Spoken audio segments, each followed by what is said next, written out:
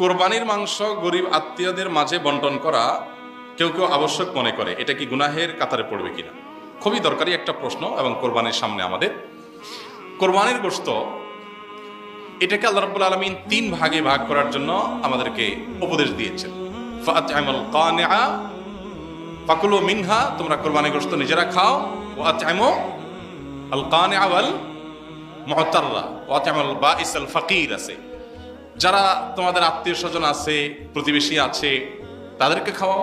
আবার যারা অভাবী, নিডি, গরিব মানুষ, তাদেরকে দাও।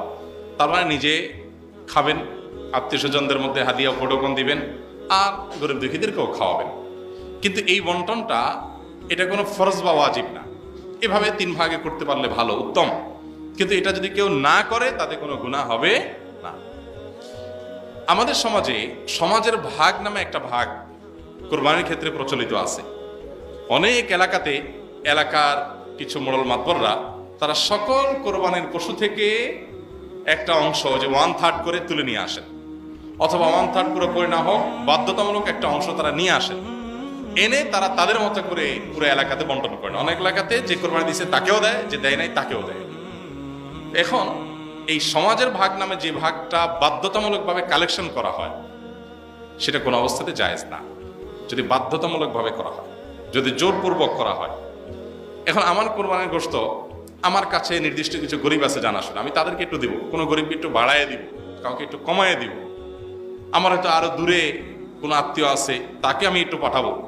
এখন আপনি এসে সমাজের ভাগ নিয়ে আপনার মতো আপনি বন্টন করতেছেন। আপনি আমার থেকে নিয়ে আপনার মন মতো এভাবে বন্টন করবেন এবং সেটার জন্য সামাজিকভাবে এক ধরনের বাইন্ডিংস তৈরি করে দিবেন। এটা হলো জোরপূর্বক চাঁদাবাজির মতো।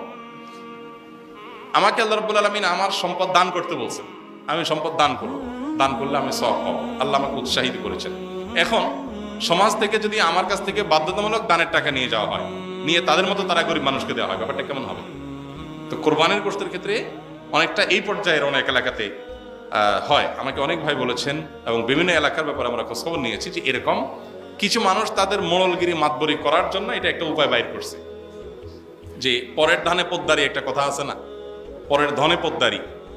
তো অন্যদের কাছ থেকে গোশত কালেকশন করে এনে উনি এবার এই প্যাকেট দিচ্ছে, ওখানে প্যাকেট দিচ্ছে, ইমাম সাহেবকে দিচ্ছে, মজলিস সাহেবকে দিচ্ছে, উনি এখন মোড়ল হয়ে গেছে।